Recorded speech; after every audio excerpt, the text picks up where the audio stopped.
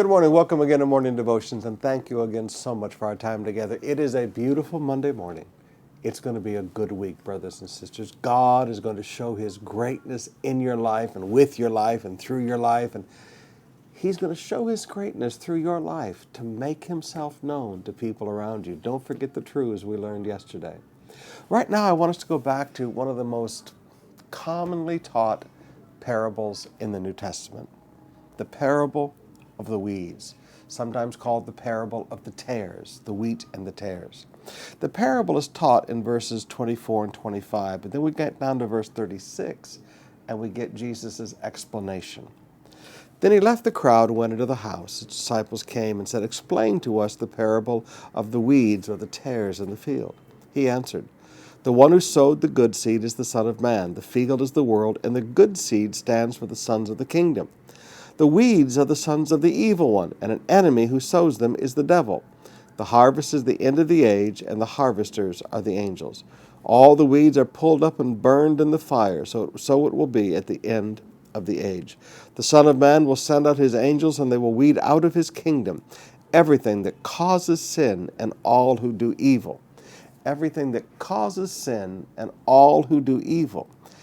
They will be thrown into the fiery furnace where there be weeping and gnashing of teeth.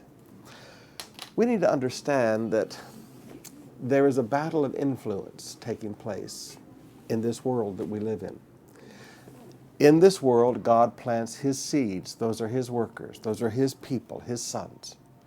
He plants us across the world. He plants us in businesses. He plants us in barangays. He plants us in factories. He plants us in these places, in universities and offices. He plants us there to be an influence for Him and to bear fruit for Him. But while we're sleeping, while the church is sleeping, a sleepy church is in a very dangerous situation. While the church is in a sleepy condition, Satan comes and plants his workers right alongside God's workers. The seeds of the workers. Satan actually plants his workers in universities, in factories, in government offices, forgive me, even in churches, even in barangays. Satan plants his workers. Now, once those two seeds are growing up side by side, they're both drawing the same nutrition. They're both competing for the same resources. That's what plants do. They're both reaching out to bring the same influences all around them. And we need to understand they look alike. Wheat and tares are the Greek words.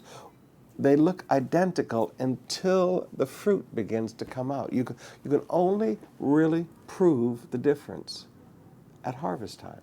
Let me say that again. You can only really prove the difference at harvest time. That's why Jesus said, don't tear them up. You're going to hurt the good things. You're going to hurt the wheat. You're going to hurt good workers trying to tear up the bad workers. So just leave it alone. Let them both grow up side by side. Now the point I want you to see here today is that not everyone who stands up and says they're speaking for Christ is really speaking for Christ. Not everyone who claims to be a Christian is a Christian. In fact, that's a great word study you ought to do, is study the word claim in the New Testament. Not everybody who stands up and preaches the gospel is actually a man of God. They might be, forgive me, a seed of Satan. Not everyone who goes to a church is a Christian, is a child of God. They might be a seed of Satan. There are competing influences in this world. Now, the way that you finally will see the difference is when the fruit finally comes up at the end. But I want to challenge you today.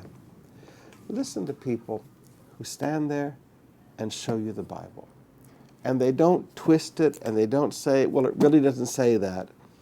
If you can't read it and see it just as simply and clearly as that. Now, yes, I study the Greek, and yes, I study the Hebrew. Yes, yes, yes. But if you can't read the Bible and see that simple truth, and somebody takes something and twists it and makes it say something that it doesn't, then you don't want to listen to them. You want to be very careful because there are competing influences in this world. God has planted His seed in the world. Satan has planted his seeds in the world. Be careful who influences you.